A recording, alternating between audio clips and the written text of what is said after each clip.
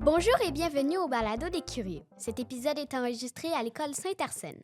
Je m'appelle Livia et je serai votre animatrice pour cet épisode. Aujourd'hui, on va parler d'auteurs qui ont plusieurs métiers. C'est parti, bonne écoute. Zia, tu vas nous parler de Caroline Héroux. À toi la parole. Savez-vous ce qui a poussé Caroline Héroux à écrire? Non? C'est pour son propre fils, car elle n'aimait pas lire, donc elle voudrait écrire le livre qui lui donnerait envie de lire. Car d'après elle, ce n'est pas l'activité favorite des garçons de 10 ans. Elle est née le 16 octobre 1970. Elle a étudié au collège Sainte-Marceline de la prématernelle à la 5e secondaire, avec les sœurs. Et cela l'a beaucoup aidée dans sa carrière. Caroline Héroux est écrivaine, scénariste, productrice de films et elle détient en ce moment même sa propre ligne de vêtements. Wow, ça fait beaucoup. Cette écrivaine a écrit des romans et des bandes dessinées. Vous connaissez peut-être quelques-unes de ses œuvres. En voici des exemples.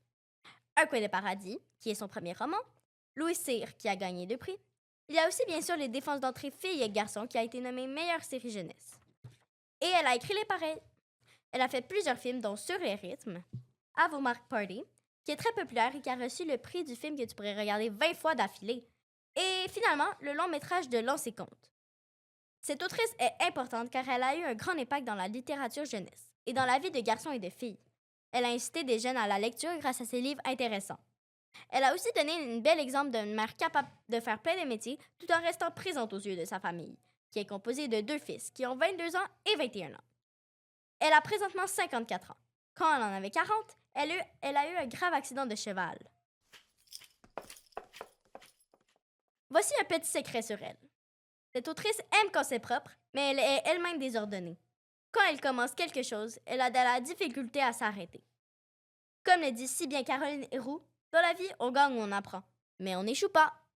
Merci Zia pour ces informations. Je ne savais même pas qu'elle avait fait autant de livres. Maintenant, je vais passer la parole à William qui va vous parler de Marc Trudel. À toi la parole. N'avez-vous jamais eu l'envie de voler, disparaître, ou bien pire encore, vous faire couper par une scie tout en restant vivant? Eh bien, Marc Trudel, qui est un célèbre magicien, est sûrement la personne que vous recherchez. Il est né en 1981 à Montréal et a étudié dans les écoles internationales, au cégep et au secondaire. Il a ensuite fait un baccalauréat en informatique à l'Université de Montréal.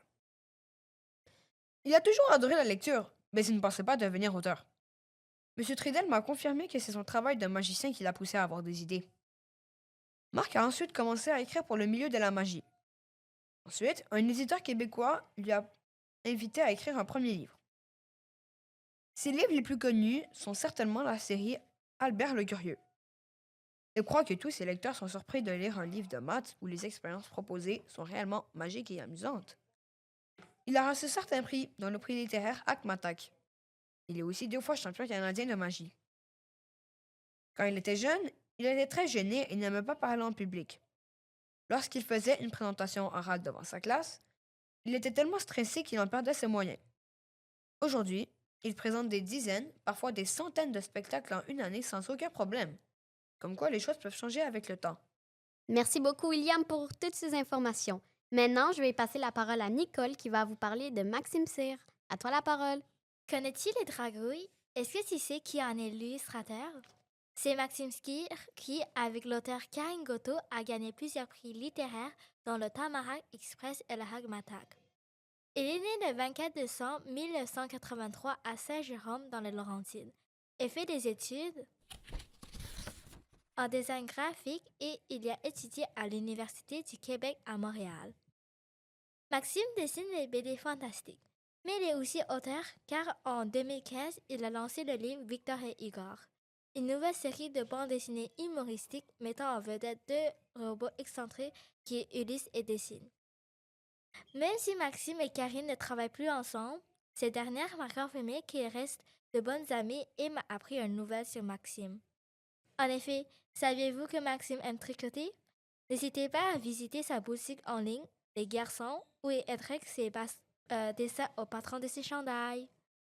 Merci beaucoup. J'irai bien aller m'acheter un petit foulard en tricot.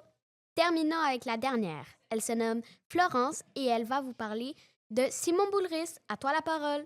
Saviez-vous qu'en plus d'écrire des livres, Simon Boulris fait de la danse? Monsieur Boulris est né le 15 février 1982 sur la rive sud de Montréal et il a grandi comme enfant unique avec ses parents Lynn et Michel Boulris. Il a écrit plusieurs livres sous forme de romans et albums. Cet auteur a étudié et a obtenu son bac en littérature à l'UQAM. Monsieur Boulris fait maintenant des spectacles et il a également une carrière d'acteur dans des séries télé comme Big Brother Célébrité et 6 degrés. Selon la presse, Simon a également écrit la série télé Chouchou. Parmi ses livres les plus connus, on retrouve Edgar Payette et Le Pelleteur de nuages. Simon Boulris vit toujours à Montréal et ne semble pas vouloir d'enfants. Il a présentement 43 ans et conserve toujours sa passion pour l'écriture et la comédie. En 2017, M. Boulris a remporté le prix littéraire des enseignants de français dans la catégorie poésie pour son livre « Les garçons courent plus vite » aux éditions La Courte Échelle. Pour terminer, je vous encourage à aller lire un des livres de Simon Boulris car il y en a tellement qu'ils sont difficiles à compter. Merci beaucoup Florence, merci à tous et à tous d'avoir écouté cet épisode du Balado des Curieux. Alors on vous dit à la prochaine!